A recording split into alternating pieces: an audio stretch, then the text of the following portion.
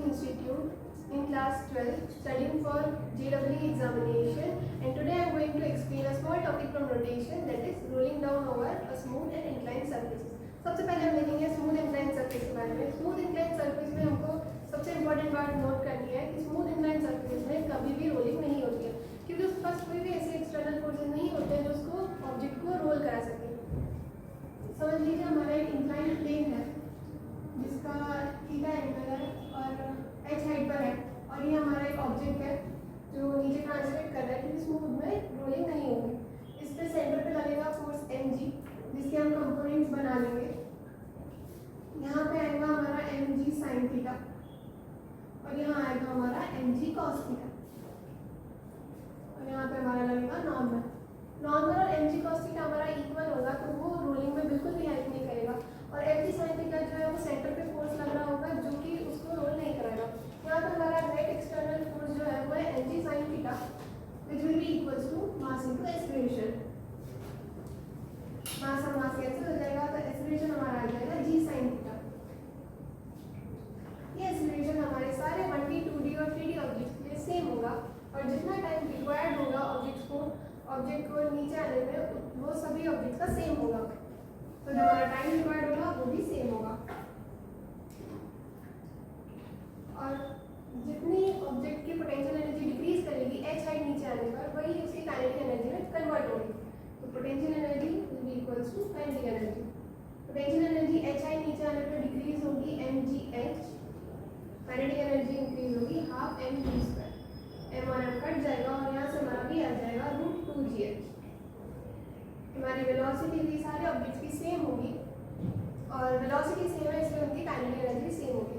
तो smooth incline surface में सबसे पहली बात आपको नोट करनी है कि यहाँ पे कभी भी रोलिंग नहीं होती है, ऑब्जेक्ट सिर्फ ट्रांसलेट करता है, और एक्सेलरेशन, टाइम पीरियड, वेलोसिटी और काइनेटिक एनर्जी सभी ऑब्जेक्ट्स की सेम होती है, चाहे वो 1D हो, 2D हो या 3D ऑब्जेक्ट हो। अब नेक्स्ट हम देखेंगे रफ इंक्लाइन सरफेस। अब जैसे कि हम रफ वर्ड सुनते हैं हमारा फ्रिक्शन पिक्चर में आ जाता है, तो फिर से हम एक इंक्लाइन लेंगे x angle theta h height पर। हमारा कोई ऑब्जेक्ट है, नीचे रोल डाउन करेगा क्योंकि अभी रफ ऑब्जेक्ट है, तो यहाँ पे फिर से हमारा यहाँ पे लगेगा mg sin थीटा, हमारा यहाँ लगेगा mg cos थीटा, तो यहाँ लगेगा हमारा नॉर्मल। और जैसे कि हम जानते हैं रफ है तो अब फ्रिक्शन भी लगेगा जो कि रिलेटिव मोशन को अपोज करेगा। फ्रिक्शन हमेशा बॉडी के रिलेटिव मोशन को अपोज करेगा, इसलिए हमारा फ्रिक्शन यहाँ पे पीछे लगेगा। यहाँ पे हमारा नेट एक्सटर्नल फोर्स जो है वो नीचे हो रहा है, क्योंकि ऑब्जेक्ट नीचे रोल डाउन कर रहा है और ट्रांसलेट भी कर रहा है। तो हमारा नेट एक्सटर्नल फोर्स आएगा mg sin theta minus friction, क्योंकि ऑब्जेक्ट नीचे जा रहा है, जो भी equals to mass into acceleration. ये हमारी हो जाएगी पहली इक्वेशन, ये हमारी है ट्रांसलेटरी इक्वेशन। अब जैसे कि हम जानते हैं बॉडी रोल करेगी तो हमें इसकी रोटेशनल फोर्स भी इसका लिखना पड़ेगा। तो इस पॉइंट के अबाउट हम अगर टॉर्क लेते हैं तो नॉर्मल और mg का टॉर्क यहाँ पे 0 हो जाएगा, और mg sin थीटा का भी टॉर्क 0 हो जाएगा, क्योंकि वो हमारी एक्सिस से पास कर रहा है। समझ लेते हैं ये किसी ओमेगा एंगुलर स्पीड से रोल डाउन कर रहा है और इसकी रेडियस r है। तो अगर ये ओमेगा से रोल डाउन कर रहा है, इस पॉइंट के अबाउट जो हम टॉर्क निकालेंगे उससे हमारा फ्रिक्शन का टॉर्क आएगा। तो torque is equals to I into alpha, which will be equals to force into distance. तो इनर्शिया हम किसी ऑब्जेक्ट का आई ले लेते हैं, अल्फा अल्फा ले लेते हैं, फोर्स यहाँ पे हमारा लग रहा है फ्रिक्शन, और रेडियस हमारी आर है।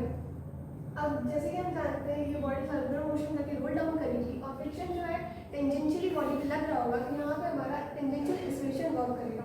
तो ए टेंजेंशियल हमारा आ जाएगा अल्फा इंटू आर। यहाँ से हम अल्फा की वैल्यू निकालेंगे which is equals to A upon R, और ये वैल्यू अब हम यहाँ पे डालेंगे तो हमारा आ जाएगा I into a upon R, which is equals to friction into radius.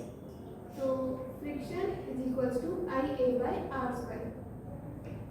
यहाँ से हमें मिलती है फ्रिक्शन की वैल्यू, जो हम इस इक्वेशन में डालेंगे तो हमको मिलेगा mg sin theta minus I A by R square, which will be equals to mass into acceleration. ये वाली टर्म को इधर डालेंगे, एक्सेलरेशन दोनों में कॉमन है तो कॉमन निकाल लेंगे। mg sin theta is equals to a into m plus I upon R square.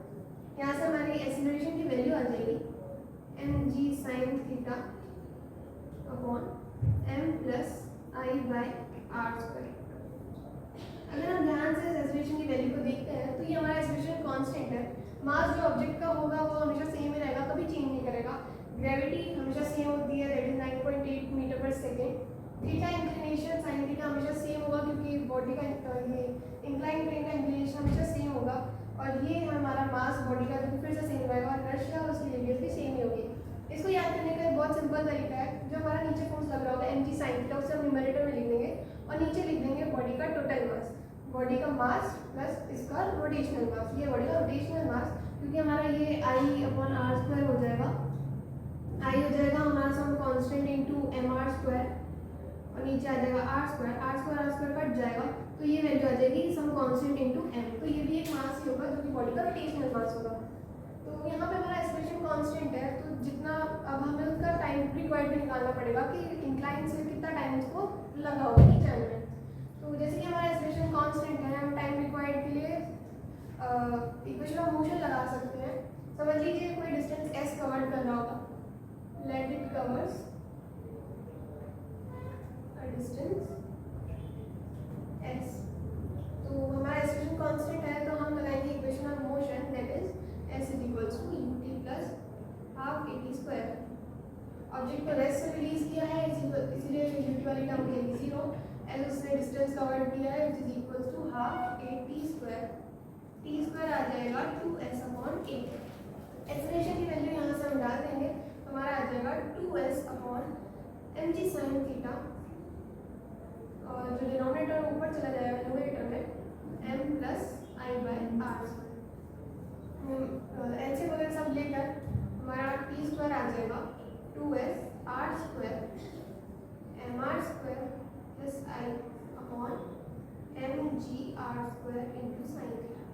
यहाँ से हमारा टाइम रिक्वायर्ड आता है 2s R square M R square plus I upon M G R square sine theta kind.